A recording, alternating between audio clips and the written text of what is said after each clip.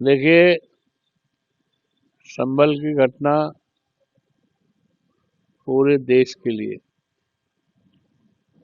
ये बहुत बड़ी दर्दनाक घटना है और हृदय को दहलाने वाली घटना तो है ही है। और देश की जो हमारी आपसदारी है, शांति है, आपसदारी है, भाईचारा है और जो प्रदेश की गंगा जमुनी संस्कृति है, उससे इस घटना से असर पड़ता है। लेकिन माननीय उच्चतम न्यायालय ने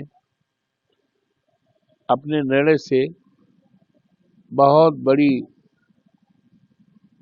घटना होने से बचाया है और देश प्रदेश में कानून का राज कायम करने में इस निर्णय से बहुत मदद मिलेगी।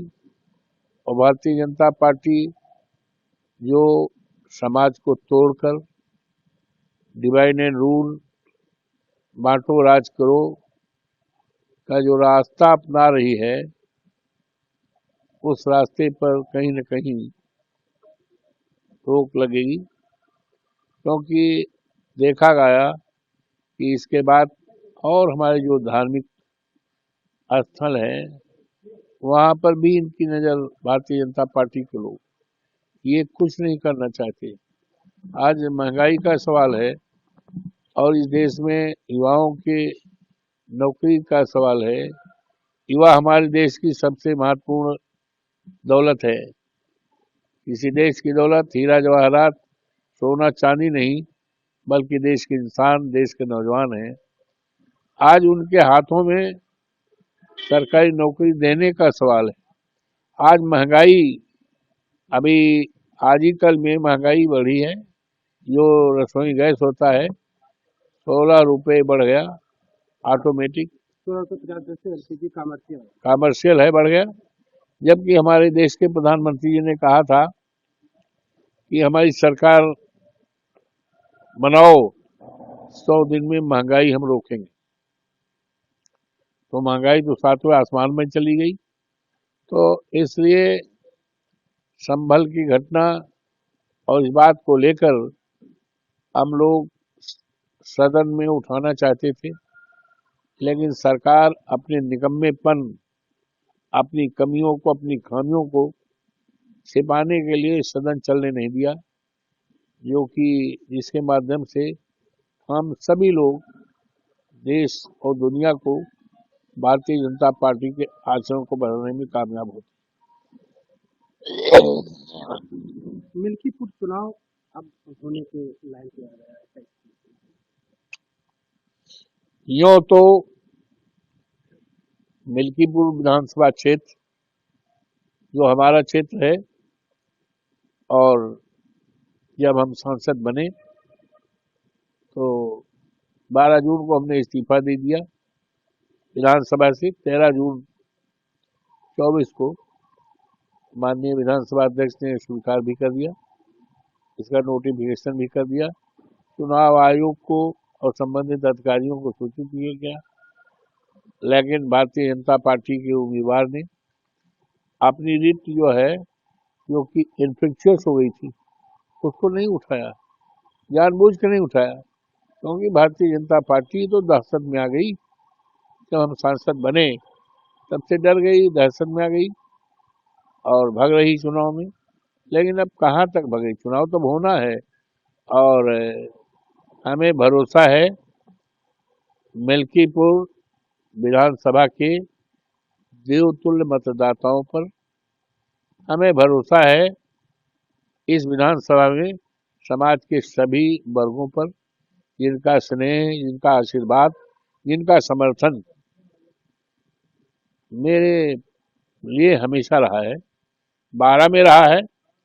12 के विधानसभा चुनाव में हम 35,000 वोट से जिताए गए, मतदाताओं ने जिताया।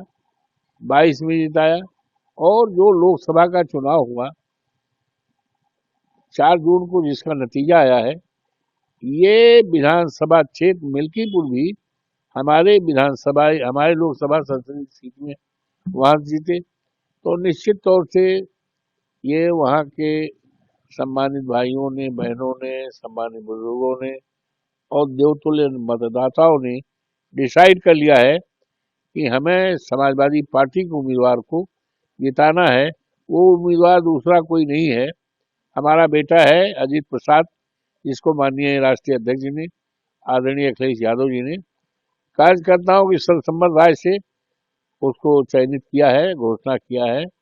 समाजवादी पार्टी और इंडिया गठबंधन का वही उम्मीदवार है और लोगों ने पूरी तरह से समर्थन करके जिताने का मन बनाया है।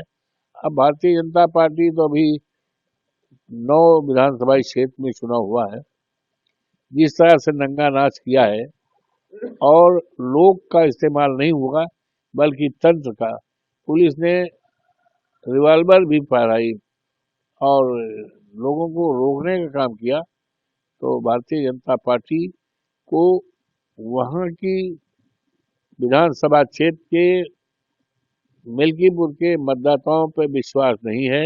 उनको विश्वास भरोसा है अपनी सरकारी मशीनरी पर, कि सरकारी मशीनरी वो पुलिस के लोग हो सकते हैं, प्रशासन के ऊपर भरोसा है और एन केन प्रकरण ये सीट को हथियाना चाहते हैं और इसको जोड़ रहे हैं, जनपद अयोध्या की लोकसभा सीट से जोड़ रहे हैं और इस चुनाव को उन्होंने इंडिया स्तर का चुनाव बना लिया है।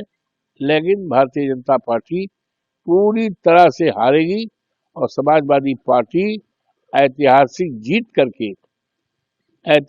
जीत करके सारे देश और दुनिया में एक इतिहास बनाएगी और चर्चा का विषय बनेगा। जिस तरह से लोग देवतुल्य जनता ने, मतदाताओं ने हमें फैजाबाद की लोकसभा सीट जो अयोध्या जनपद में है जीता करके सारे देश दुनिया में आज चर्चा का विषय है कि अवधेश प्रसाद समाजवादी पार्टी इंडिया गठबंधन का उम्मीदवार कैसा जीता और भारतीय जनता पार्टी कैसे हारी, जिसने कि मंदिर बनाने का बात रखा था, भगवान राम को उंगली पकड़ करके लाने की बात रखी थी, ये कैसे हारी, ये विषय अवधेश प्रसाद कैसे जीते, ये विषय, ये चर्चा पूरे देश और दुनिया में है। और जिस दिन मिल्कीपुर से वहां की महान जनता अजीत को, समाजवादी पार्टी के उम्मीदवार को, इंडिया गठबंधन के उम्मीदवार अजीत प्रसाद को जिताएगी, तो ये चर्चा पूरे देश और दुनिया में होगी। और ये चर्चा ही नहीं होगी बल्कि इस बात का आगाज हो जाएगा कि 27 में भारतीय जनता पार्टी का सफाया होगा और माननीय अखिलेश यादव जी के नेतृत्व में समाजवादी पार्टी इंडिया गठबंधन की सरकार बनेगी और भारतीय जनता पार्टी साफ रहेगी। अगर आप ये वीडियो YouTube पर देख रहे हैं तो हमारे चैनल को सब्सक्राइब करें और बेल आइकन को दबाना ना भूलें। अगर आप Facebook पर ये वीडियो देख रहे हैं तो हमारे पेज को लाइक करें।